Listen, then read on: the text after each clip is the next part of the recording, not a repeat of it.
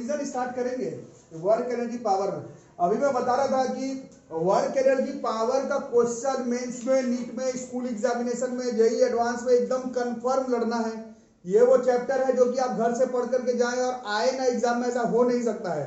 Forces laws of motion में हो सकता है क्योंकि उतना बड़ा चैप्टर है, प्लस वो इतना एप्लीकेशन वाला चैप्टर है जो तुमको लगेगा फोर्स का क्वेश्चन क्यों नहीं आया, क्योंकि फोर्स तो हर चैप्टर में मिला हुआ है। वो किसी ना किसी दूसरा चैप्टर, तीसरा, पांचवें चैप्टर से मिल करके फोर्सेज लॉज ऑफ मोशन का क्वेश्चन आ जाता है। इसलिए जैसे वो सबसे बड़ा चैप्टर 11 के अंदर फोर्सेज लॉज ऑफ मोशन का ही है, बट उसका क्वेश्चन कई बार आपको यही में नहीं मिलेगा, एकदम सीधा फोर्सेज लॉज ऑफ मोशन का क्वेश्चन नहीं मिलेगा। कनेक्टेड मोशन इतना दिन पढ़े हो, लेकिन डायरेक्ट क्वेश्चन बहुत कम ही मिलेगा तुमको कनेक्टेड मोशन का, ठीक है। बट वर्क एनर्जी पावर में क्वेश्चन लड़ना है, और इसमें स्प्रिंग तो एक फेमस टॉपिक है ही, law of conservation of energy. Collision आज पढ़ेंगे, इसका भी क्वेश्चन स्कूल से लेकर के एंट्रेंस एग्जामिनेशन तक लड़ना है आपके एग्जाम में, ठीक है। तो कुछ बताओ कोलिजन किसको कहते हैं। कोलिजन का मतलब टकराना होता है इंग्लिश में, साइंस के हिसाब से क्या होगा कोलिजन का मतलब, बताओ जो ठीक लगे। Transfer of energy, energy conservation कहा, ये सब क्या बोल रहे हो। कोलिजन वर्ड का meaning energy conservation, hot attack करवाओ। हाँ ठीक है, वो तो होगा, होता क्या है कोलिजन, केवल होगा मास, वो तो देखेंगे कंजर्व होता है कि नहीं, बात की बात। हाँ, कोलाइड में कोलाइड ईच अदर, कोलाइड का ही डेफिनेशन है, तो कोलाइड ईच अदर थोड़ी होगा, कुछ और वर्ड होगा।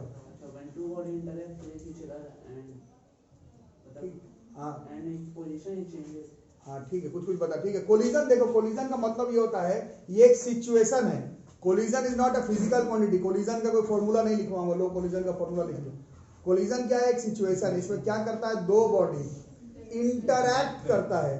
कैसा इंटरैक्शन, तो इंटरैक्शन जो है वो बेहद शॉर्ट इंटरवल ऑफ टाइम के लिए होना चाहिए। कोलिजन वर्ड का मीनिंग है ये एक सिचुएशन है, इसमें कम से कम दो बॉडी, माने हमको दो बॉडी वाला ही पढ़ना है, दो के आगे वाला इलोंगेटेड हो जाता है ना। दो बॉडी इंटरैक्ट करेगा तो बहुत शॉर्ट ड्यूरेशन ऑफ टाइम के लिए इंटरैक्ट करना चाहिए।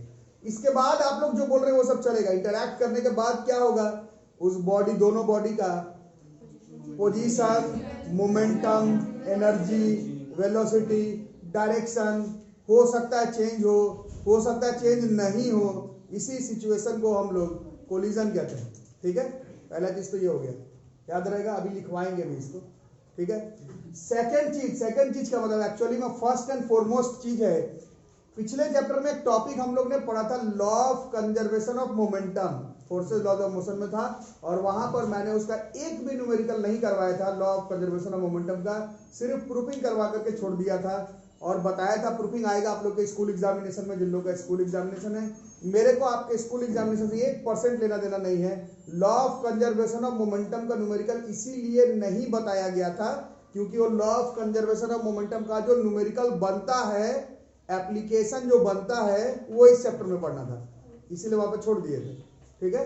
तो अभी बात हो रही थी कोलिजन में। कोलिजन में क्या हो रहा था, इंटरैक्शन, कितने बॉडी में, दो बॉडी में, कितने देर के लिए, शॉर्ट इंटरवल ऑफ टाइम में। क्या क्या होगा तुम लोग बताए थे, पोजीशन चेंज होगा, डायरेक्शन चेंज होगा, स्पीड चेंज होगा, काइनेटिक एनर्जी सेम होगा, काइनेटिक एनर्जी चेंज होगा, लेकिन मोमेंटम का वैल्यू जो है, यही क्लास 9th में भी पढ़े हैं, यही क्लास 11th में भी पढ़ रहे हैं, फिजिक्स में भी पढ़ रहे हैं, केमिस्ट्री में भी इसका एप्लीकेशन है। मोमेंटम का वैल्यू जो है वो कंजर्व हो जाएगा।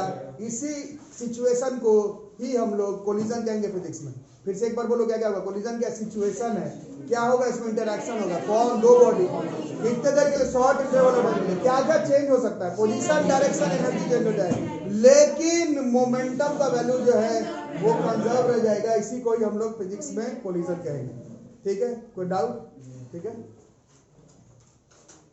लिखो, ठीक है। तो डेफिनेशन लिख लिए होगे, between two bodies collision is defined as mutual interaction of the bodies for a short interval of time, as a result of which क्या होगा, कोलिजन होने के बाद energy and momentum of the interacting body changes. कुछ लोग पूछ रहे sir अभी आप बताए थे मोमेंटम चेंज नहीं करेगा, मैं ऐसे नहीं बोला मोमेंटम चेंज नहीं करेगा, मैं बोला law of conservation of momentum. Momentum conserve sure होगा, चेंज कर सकता है, 5 वाले का 8 हो गया तो 8 वाले का 5 हो गया, बट टोटल मोमेंटम जो रहेगा वो कंजर्व रहेगा। लेकिन एनर्जी के साथ ऐसा कोई गारंटी नहीं है, क्योंकि हमने अभी टॉपिक पढ़ा है law of conservation of energy, but उसी में पढ़ा है law of conservation of energy सिर्फ तब काम करता है जब हम लोग नॉन कंजर्वेटिव फोर्सेस को नहीं कंसीडर करते हैं। मतलब इतना तो क्लियर है कि law of conservation of momentum कुछ नहीं होता, वो चेंज हो सकता है अगर आप नॉन कंजर्वेटिव फोर्सेस लेते हैं तो, बट मोमेंटम हमेशा जो है वो कंजर्व रहने का। ठीक है, इसी पे हम लोग टाइप्स ऑफ कोलिजन वगैरह के बारे में बात करेंगे। तो कोलिजन ऐसे बहुत सारे तरह का हो सकता है, कुछ जो आप लोग पढ़े हैं 9th क्लास में पढ़े थे, law of conservation of momentum and energy. Collision 9th में भी थोड़ा थोड़ा पढ़ना था। कुछ एग्जांपल बताओ ऐसे कोलिजन के क्या है, जैसे दो बॉडी आ रहा है ऐसे साथ में टकरा गया, टकराने के बाद कहीं चला गया, दैट इज कोलिजन, है ना। हाँ, हॉकी स्टिक वाला तो क्वेश्चन भी था 9th क्लास में, है ना। 9th क्लास वाले में तो हॉकी स्टिक वाला तो एक खास केस का क्वेश्चन था, अगर 9th क्लास याद आ रहा हो तो वो केस अभी मैं बताता हूँ। दो बॉडी लड़ना कोई स्पेशल केस नहीं है, और बोलो ठीक से बोल रहे हो तो पूरा बोलो। खास बात क्या, दो प्लेयर लड़ रहा है, ये कोई खास केस तो नहीं हुआ। खास केस था वो, अभी मैं बता रहा हूँ, अगर वहां तक याद आ रहा है तो मैं बता रहा हूँ। ठीक है, पहला केस, पहला जनरली मोमेंटम का क्वेश्चन ऐसा होता है, दो बॉडी आया टकरा के चला गया, ठीक है, दैट इज कोलिजन। दूसरा जो आप लोग बता रहे खास केस 9th क्लास में था, उसमें होता था दो बॉडी टकराया, बट टकराने के बाद साथ में चिपक गया, दोनों का जो फाइनल वेलोसिटी है वो सेम हो जाता था। ये खास केस, इसी में हॉकी स्टिक वाला क्वेश्चन क्लास 9th के फिजिक्स के किताब में दिया हुआ था। उसमें स्केटबोर्ड वाला भी दिया हुआ था, कुछ लोग बता रहे थे, लड़की आ रही है दौड़ रही है, वो एक कार्डबोर्ड स्केटबोर्ड पे कूद गई, तो ये कोलिजन है। लेकिन बाद में उस स्केटबोर्ड का और लड़की का फाइनल वेलोसिटी सेम हो गया, ये खास तरह का कोलिजन है, अभी लिखेंगे हम लोग। ठीक है, और भी कोलिजन है, जैसे कि अगर कीचड़ है, कीचड़ को दीवार पर फेंका जाए, ये भी कोलिजन है, बट वो कीचड़ जो है वो चिपक जाएगा दीवार पर ही। अब तो दोनों साथ मूव भी नहीं कर रहा, दोनों साथ बस चिपक गया, वो भी कोलिजन है। इस तरह का कोलिजन हो सकता है। ठीक है, और अगर इसको मैं बताऊं तो अभी आप लोग पढ़े रदरफोर्ड का गोल्ड स्कैटरिंग एक्सपेरिमेंट 11th में 9th में भी पढ़ाया गया था।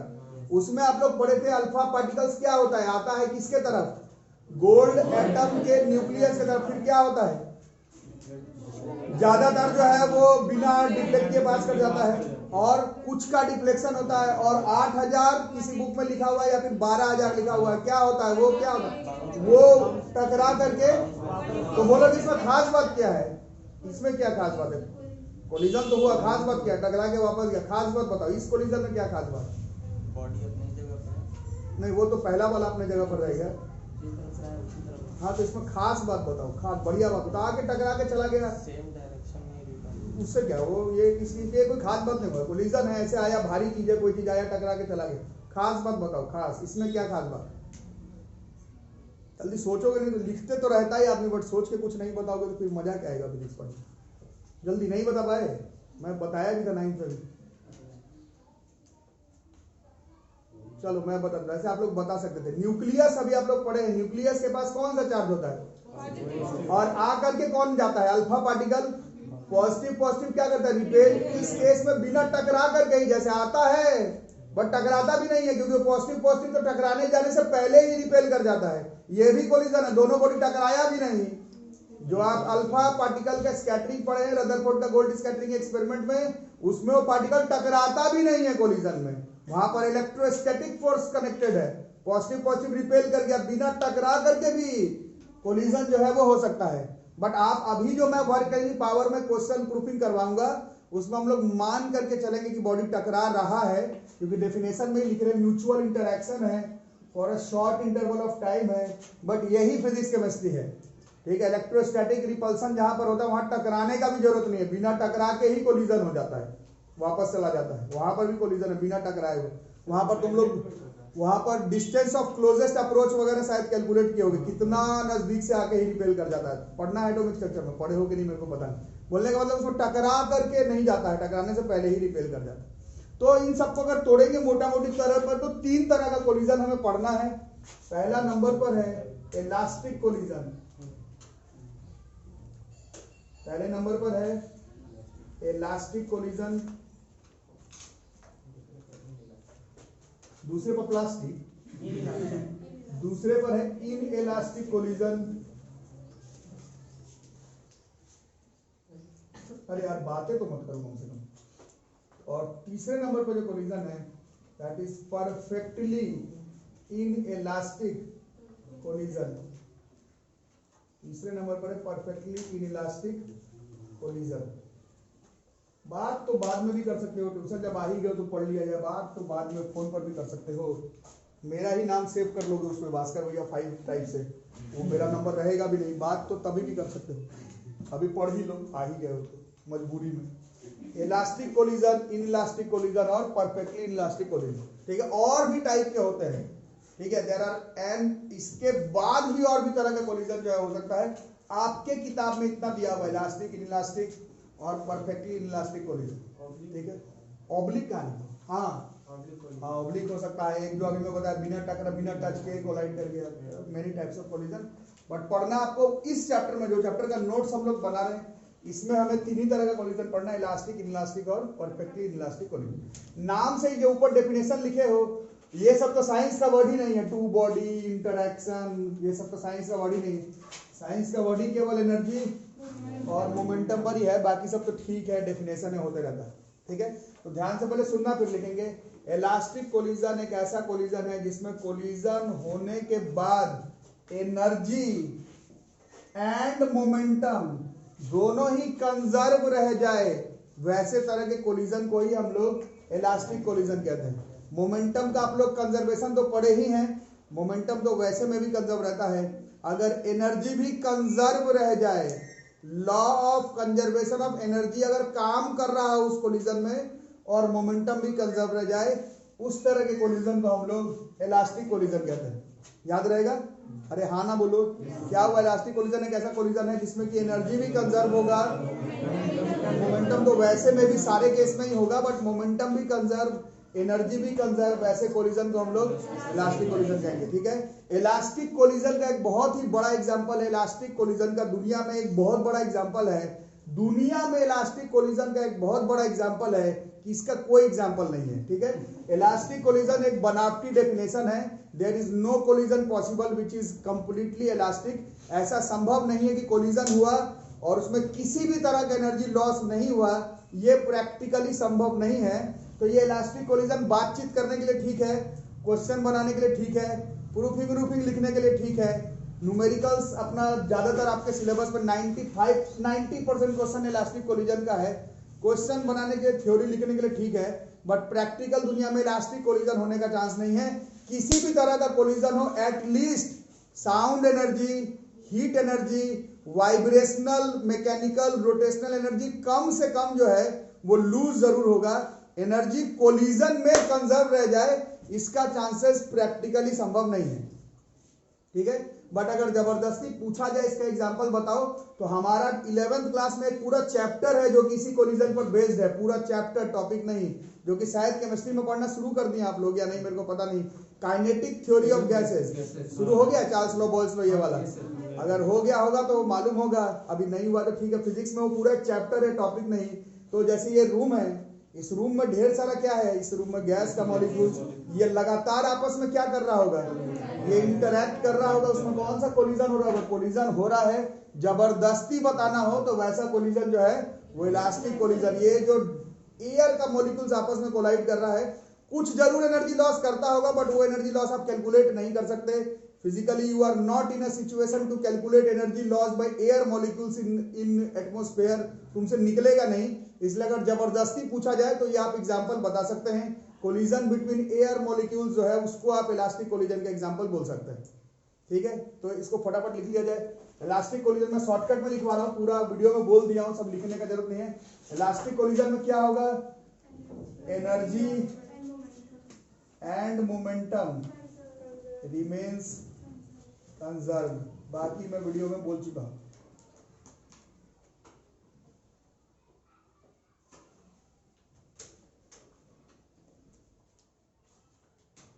एनर्जी मोमेंटम दोनों कंजर्व रह जाए, और एनर्जी में भी तो जनरली हम लोग डिफाइन करते समय we will define about kinetic energy, kinetic energy and momentum. Collision हो रहा है तो मूवमेंट ही ना हो रहा है, मूवमेंट पे बात करो तो काइनेटिक एनर्जी का बात करो, दूसरे तरह की एनर्जी मूवमेंट पे क्या कंसीडर करोगे, है ना। तो इसीलिए डेफिनेशन में kinetic energy and momentum remains conserve. तो दूसरा जो कोलिजन है दैट इज इनइलास्टिक कोलिजन, और यही है मतलब जो कोलिजन आप और हम जानते हैं 9th में 10th में 11th में 12th में डे टू डे लाइफ में जो कोलिजन हम लोग जानते हैं उसमें ज्यादातर कोलिजन जो है वो इनइलास्टिक है।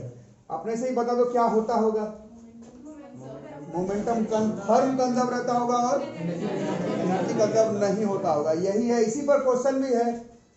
जितना आपका क्वेश्चन है मेंस का, एडवांस का, स्कूल का, एनसीईआरटी का, थ्योरम का, सब इसी में। इसमें क्या आएगा, इसमें तो सब कंजर्व है, तो तुम निकालोगे क्या। प्रूफिंग इस पर है, बुक का क्वेश्चन सारा इसी पर है। ठीक है, तो लिख लो शॉर्टकट में क्या क्या लिखोगे। काइनेटिक एनर्जी या एनर्जी चेंज तो करेगा, कंजर्व भी नहीं रहेगा।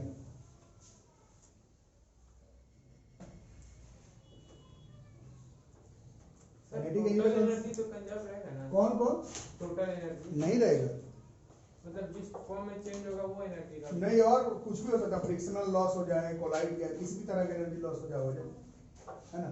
अगर ऐसा नहीं लिखा हुआ है कि अगर नॉन कंजर्वेटिव फोर्सेस फ्रिक्शन का बात नहीं किया हुआ तो टोटल एनर्जी हो सकता है कंजर्व हो, बट काइनेटिक कंजर्व नहीं रहना चाहिए। ठीक है, kinetic energy not conserve, but क्या कंजर्व रहेगा, मोमेंटम तो कंफर्म कंजर्व रहेगा।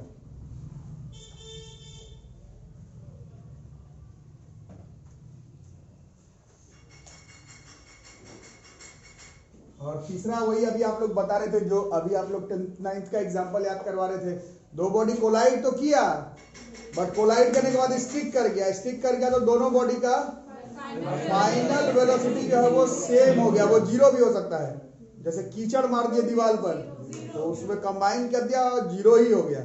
जरूरी नहीं है जीरो हो। लड़की आई स्केटबोर्ड पे कूदी, लड़की का फाइनल वेलोसिटी और स्केटबोर्ड का फाइनल वेलोसिटी सेम हो गया। दो हॉकी प्लेयर वाला आप लोग बता रहे 9th क्लास में पढ़ना था, आया टकराया साथ में हो गया, फिर दोनों का वेलोसिटी सेम हो गया। उस तरह का मोमेंटम कोलिजन जो होगा that is perfectly inelastic collision. इसमें क्या होगा, इसमें आफ्टर कोलिजन बोलो final velocity of two bodies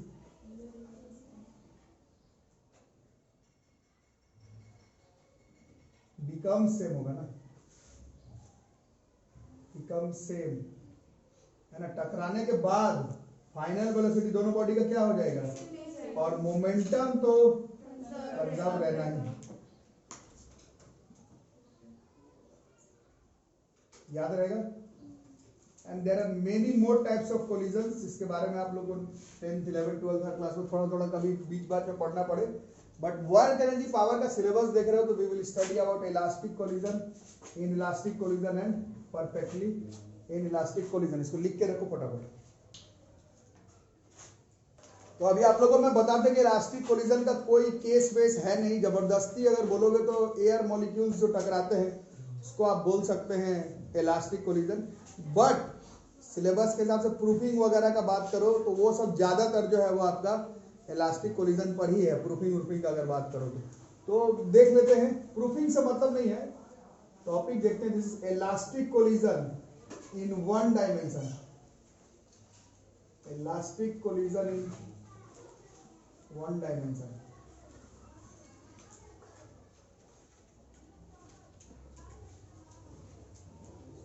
elastic collision पढ़ेंगे वन डायमेंशन पे। यही एक्चुअली में पढ़ना था law of conservation of momentum forces laws of motion, but 2 बार हो जाता तो वहां छोड़ दिए, इधर पढ़ लो सीधा। ठीक है, तो वन डायमेंशन है तो सेटअप कर लिया जाए डायग्राम को। एक ही डायमेंशन पे, 2 डायमेंशन पे नहीं जाना। तो ये 2 ब्लॉक है और बड़ा बड़ा फॉन्ट पे बनाना। नाम कुछ ले लेते हैं, ये भी ठीक है। इसका कुछ इनिशियल वेलोसिटी ले लेते हैं u1, इसका u2, मास ले लेते हैं ma, इसका मास ले लेते हैं mb। ठीक है, m1 u1 भी ले सकते हो, ma नहीं लेना है तो u1 m1 ही कर लेते हैं, ठीक रहेगा। m1 m2 ठीक है। तो ये आ रहा है वन डायमेंशन में। इसमें मान लेते हैं कि u1 u2 से ज्यादा है तो थोड़ी देर के बाद क्या होगा, ये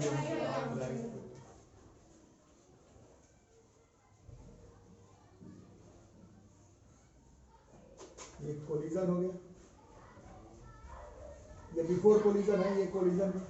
कोलिजन के बाद कुछ होगा, हाँ बहुत अच्छा बता रहा है। अरे ये क्या अच्छा बता रहा, तो ये क्या, m1 हो गया, m2 हो गया, कुछ हो जाएगा इसका वेलोसिटी v1 v2। अच्छा जो लोग पहले का क्लास के इसका प्रूफिंग हम लोग कर चुके हैं कि इसमें law of conservation of momentum होगा, फोर्सेज लॉज ऑफ मोशन का था, ऑनलाइन क्लास ही चला था, क्लियर कट वीडियो में फोर्सेज लॉज ऑफ मोशन का लास्ट क्लास में बताया गया था कि m1 u1 plus m2 u2 ये m1 v1 plus m2 v2 के बराबर होगा। और टॉपिक अभी लिखे भी हो, अभी आप लिखे भी हैं, कोलिजन अगर इलास्टिक है या कैसा भी हो तो मोमेंटम तो कंजर्व रहता ही है। ये जो टॉपिक पढ़ रहे हो उसमें एनर्जी भी कंजर्व है, तो पहले मोमेंटम कर लेते हैं। अकॉर्डिंग टू डेफिनेशन भी है और law of conservation of momentum भी है। पहले मोमेंटम को कंजर्व कर लेते हैं, पहले मतलब बच्चे law of conservation of momentum. चलो मोमेंटम कंजर्व कर देते हैं, तो गिरना नहीं है थोड़ा देर। Law of conservation of momentum, चलो बताओ इसका शुरुआत है m1 u1 plus m2 is equal to, इसका प्रूफिंग अलग से है फोर्सेज लॉज ऑफ मोशन में, स्कूल वाले लोग जरूर देख लेंगे, इसका प्रूफिंग भी बताया हुआ है। अभी वो नहीं कर रहा, अभी कुछ और करना है हम लोगों को, ठीक है। ये law of conservation of momentum के हिसाब से आया, m1 u1 plus m2 u2 बराबर m1 v1 plus m2 v2, ठीक है। इसको थोड़ा इधर उधर कर लो तो ऐसे लिख सकते हैं m1 into u1 minus v1 equal to m2 into v2 minus u2 होगा ना, इक्वेशन नंबर ए। अच्छा डेफिनेशन के हिसाब से इलास्टिक कोलिजन में मोमेंटम के साथ साथ और क्या कंजर्व है, कौन सा एनर्जी, तो law of conservation of energy में भी काइनेटिक एनर्जी का अगर बारे में बात करें, सिर्फ छापा छूपी मत करो, थोड़ा सा बताओ क्या होगा, सिर्फ छापने से होगा क्या। चल भाई बता, इसका हाफ m1 u1 का square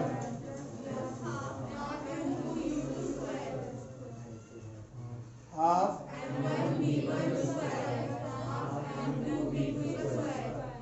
half half half half cut जाएगा, ठीक है। और थोड़ा इधर करो तो कितना हो जाएगा, m1 u1 का स्क्वायर इज इक्वल टू, अब a square minus b square, a plus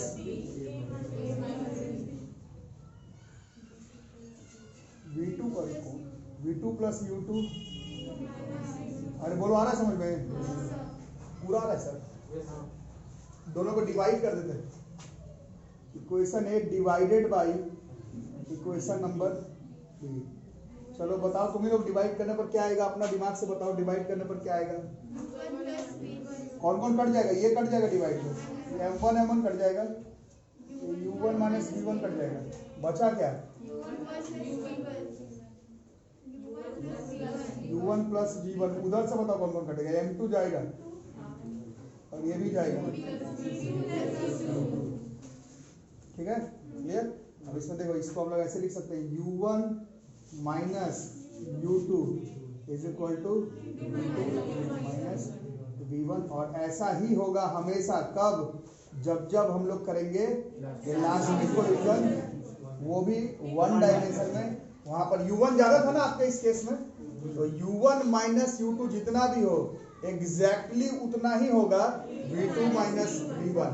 मतलब अगर इसमें u1 ज्यादा था तो इसके हिसाब से कौन ज्यादा हो जाएगा, किसी भी कीमत पर v2 ज्यादा होगा अगर आप elastic collision in one dimension पढ़ रहे हैं तो। और u1 माइनस u2 का जो डिफरेंस है और v2 माइनस v1 का जो डिफरेंस है वो सेम हो जाएगा, कब, जब आप elastic collision in one dimension पढ़ रहे होंगे तब, ठीक है। कोई डाउट इसमें, इसका प्रूफिंग आएगा आपके स्कूल एग्जाम में, मेरे को आपके स्कूल एग्जाम से कोई लेना देना नहीं है। u1 ज्यादा था u2 से, u1 ज्यादा था u2 से, और इस वेलोसिटी से ये क्या कर रहा था, इसको उससे पहले कोलाइड तो बाद में किया, पहले क्या कर रहा था, ये उसको इंग्लिश का वर्ड है अप्रोच कर रहा था, पीछे से आ रहा था अप्रोच, तो इसको हम लोग कहते हैं वेलोसिटी ऑफ अप्रोच क्या कहते हैं इसको हम लोग, वेलोसिटी ऑफ अप्रोच। और v2 क्या था, v2 वो वेलोसिटी है जिससे कि v1 साहब कहाँ दूर भाग रहा है कोलिजन होने के बाद। मैग्नीट्यूड तो बराबर ही है, u1 u2 से जितना ज्यादा v2 v1 से उतना ही ज्यादा, कब, जब elastic collision in one dimension हो, इसको वेलोसिटी ऑफ अप्रोच कहते हैं, और इसको वेलोसिटी ऑफ सेपरेशन कहते हैं। और इसका वैल्यू जो होता है वो elastic collision in one dimension में सेम होता है। ये हमें पढ़ना है elastic collision in one dimension में। जिन लोगों का स्कूल एग्जाम सामने है, इस टॉपिक का प्रूफिंग थोड़ी ऐसा आता होगा, proof that m1 v1 minus m2, ऐसे नहीं आता। सिर्फ इस टॉपिक का जब प्रूफिंग आता है स्कूल एग्जाम में तो बस इतना ही लिखा हुआ रहता है, proof that during elastic collision in one dimension velocity of approach बराबर वेलोसिटी ऑफ सेपरेशन, इतना ही लिखा हुआ रहेगा। थोड़ी ये लिखा रहेगा m1 u1 माइनस v2, ये सब थोड़ी लिखा रहता है। This is velocity of approach बराबर वेलोसिटी ऑफ सेपरेशन। ठीक है, ये करो वेलोसिटी ऑफ, ये हो गया elastic collision in one dimension के आगे लगाओ in elastic collision in one dimension. आप लोग टॉपिक लगाइए in elastic collision in one dimension. आप लोग टॉपिक लगाइए in elastic collision in one dimension, in elastic collision in one dimension. ठीक है, मैं एक बार बताता हूं, उसके बाद आप लोगों को शुरू से ही लिखना पड़ेगा, इसलिए पहले एक बार देख लो फिर लिखना। In elastic collision in one dimension. ठीक है, तो इन इलास्टिक कोलिजन में क्या होता है, अभी आप लोग लिखे थे, क्या कंजर्व रहेगा क्या नहीं रहेगा। तो एनर्जी कंजर्व नहीं रहेगा, मोमेंटम रहेगा, मतलब इक्वेशन ये तक तो सेम जाएगा। आपको लिखना पड़ेगा दोबारा से, अभी मत लिखो, पहले देख लो, तुमको तो लिखना पड़ेगा दोबारा। अब ये वाला जो स्टेप है ये गड़बड़ा गया, काइनेटिक एनर्जी कंजर्व नहीं रहेगा, काइनेटिक एनर्जी जो है वो कंजर्व नहीं रहने वाला है। ठीक है, तो नहीं रहेगा तो कोई ज्यादा होगा कोई कम। कॉमन सेंस क्या कहता है, कौन ज्यादा होगा, शुरुआत वाला कि बाद वाला। ऑब्वियसली अगर एनर्जी कंजर्व नहीं हुआ इसका मतलब क्या है कि कोई ना कोई तरह का एनर्जी, तो शुरुआत वाला ही ज्यादा होगा। अगर तुम लिख ही रहे हो कि एनर्जी कंजर्व नहीं है तो ऑब्वियस है कि पहला वाला जो सिस्टम है उसका ज्यादा होगा एनर्जी। अरे मान रहे हो, तो क्योंकि अगर तुम लिख ही रहे हो कि एनर्जी कंजर्व नहीं है इसका मतलब है कोलिजन में एनर्जी लॉस हो गया। समझ में आ रहा है क्या बोल रहा हूँ, एनर्जी लॉस 10 पहले बाद में 8 ही हुआ होगा अगर तुम लिख ही रहे हो कि एनर्जी कंजर्व नहीं। वही 2 जूल बर्बाद किए हो, चाहे हीट एनर्जी में, चाहे साउंड एनर्जी में, कैसे भी, चाहे बॉडी टूट गया जो हो, है ना। अगर लिख ही रहे हो कि कंजर्व नहीं है तो पहले वाले का ही ज्यादा होगा। ठीक है, तो पहला वाले का ज्यादा होने का मतलब क्या होगा कि हाफ m1 u1 का square plus half m2 u2 का स्क्वायर। अभी बराबर लिखे थे ना, अब ये ज्यादा होगा किससे, हाफ।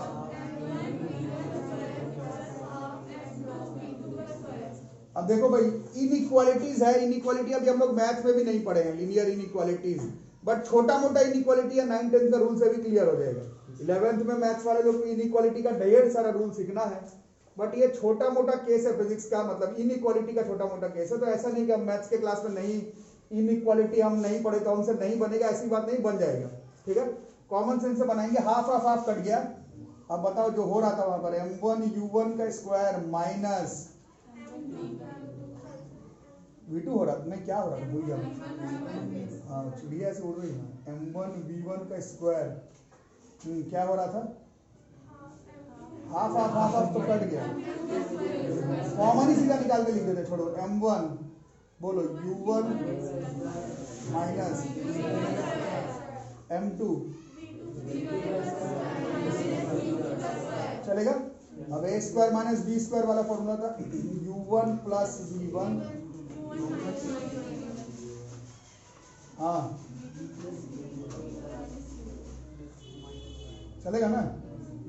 अब इन दोनों का भी थोड़ी देर पहले क्या किए थे, फिर करेंगे। अब बोलो थोड़ा सोच सोच के, अभी भी m1 जाएगा और u1 माइनस v1 जाएगा, बचेगा ये ज्यादा हो गया। अब m2 जाएगा, v2 माइनस v2 जाएगा, दिस इज v2 प्लस, अभी दोनों क्या आ रहा था, अब क्या आ रहा है, इक्वल नहीं आ रहा है, ये वाला ज्यादा आ जा रहा, थोड़ा माइनस कर लेते हैं। इस बार u1 माइनस u2 ये ज्यादा हो जाएगा v2 माइनस v1 से, अरे समझ, अभी ये वेलोसिटी ऑफ अप्रोच और velocity of separation elastic collision in one dimension में इक्वल आ रहा था। In elastic collision in one dimension में वेलोसिटी ऑफ अप्रोच और वेलोसिटी ऑफ सेपरेशन बराबर नहीं है। इतना ही नहीं, सिर्फ बराबर होने से ही नहीं, ये वेलोसिटी ऑफ अप्रोच जो है वो ज्यादा है, ये ज्यादा है वेलोसिटी ऑफ सेपरेशन से। बोलो समझ में आ रहा बात? ठीक है, यहाँ तक अगर आ गया हो आप लोगों को तो अब थोड़ा सुनना समझना और थोड़ा सा बताना। ठीक है, यहाँ तक आ गया समझ में? अब आगे इधर आ जाएगा ना लिखने में? ठीक है, तो ये ज्यादा है, ये कम है। मान लो ये ज्यादा है, मतलब इसका वैल्यू कुछ बोलो, जैसे ये 10 है या 8 से ज्यादा ऐसे। ठीक है, तो ये जो V2 माइनस V1 है वो अगर डिवाइड करेंगे U1 माइनस U2 से, V2 माइनस V1 को डिवाइड करेंगे U1 माइनस U2 से, तो एक से बड़ा आएगा या छोटा आएगा? अरे सब लोग बोलो छोटा आएगा ना। तो ये रेशियो निकाल रहे किसका किसका? वेलोसिटी ऑफ का रेशियो निकाल रहे किससे?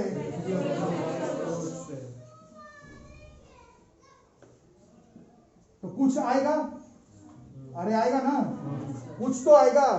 इसका जो रेशियो है वेलोसिटी ऑफ सेपरेशन और वेलोसिटी ऑफ अप्रोच के रेशियो को ही हम लोग कहते हैं कोएफिशिएंट ऑफ रेस्टिट्यूशन। क्या कहते हैं इसको हम लोग? कोएफिशिएंट ऑफ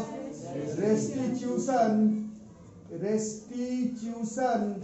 और इसी को ही हम लोग कोलिजन में ई से, स्मॉल ई से डिनोट करते हैं। This is ratio of velocity of separation by velocity of approach, और इसी को ई से डिनोट करते हैं, और इसको ही हम लोग कोएफिशिएंट ऑफ रेस्टिट्यूशन कहते हैं। ठीक है, समझ में आ गया? नोट करो। तो ये हो गया कोएफिशिएंट ऑफ रेस्टिट्यूशन। ठीक है, तो इसका वैल्यू कितना हो गया? इसको अभी हम लोग लिखते हैं, यहाँ तक लिख लिया ना, इसको मिटा देता हूँ। अपना दिमाग से कुछ बताना, इसको मिटा दे रहा। अब ये बात बोलना कि हमारे पास दिमाग ही नहीं है, बताएंगे क्या? एक बात बता दो थोड़ी सी। तो ये बात कर रहे थे हम लोग, पहला नंबर पर था इसमें नोट बना करके, पहला था हमारा फॉर इलास्टिक कोलिजन। अब यही पढ़े थे ना, इलास्टिक कोलिजन में इस कोएफिशिएंट ऑफ रेस्टिट्यूशन का वैल्यू कितना हो गया? हाँ 2 1, क्योंकि ये जितना वेलोसिटी ऑफ सेपरेशन था और वेलोसिटी ऑफ अप्रोच था, दोनों का वैल्यू सेम था, तो ये 1 हो गया। इस केस में जो अभी पढ़े हो, for in elastic collision, in elastic collision के बारे में कुछ बताओ। हाँ, ये न्यूमरेटर जो है वो छोटा था और डिनोमिनेटर बड़ा था, तो डिवाइड करेंगे तो इसका वैल्यू 0 से बड़ा और 1 से छोटा आएगा। तीसरा वाला डिवाइड भी नहीं करेंगे, सीधा बात करेंगे for perfectly in elastic collision. In elastic collision में अभी बताया था क्या सेम हो जाता है? कौन सा वेलोसिटी? इसमें से क्या सेम हो गया? उसमें से ऊपर वाला। हाँ, ये V2 और V1 सेम हो गया। टकराने के बाद का कोलिजन सेम हो जाता है, अभी लिखवाया हो डेफिनेशन में, फॉर परफेक्टली इलास्टिक कोलिजन। टकराने के बाद का कोलिजन मतलब V2 और V1 सेम हो गए।